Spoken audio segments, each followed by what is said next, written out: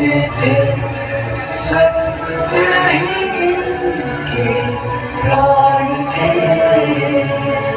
मन की ये शक्ति थी, सच्ची ये भक्ति थी, धर्म की यही पहचान थी। जीवन के इस पथ पे जन्मों के बंधन से मुक्ति में छिपा कल्याण है।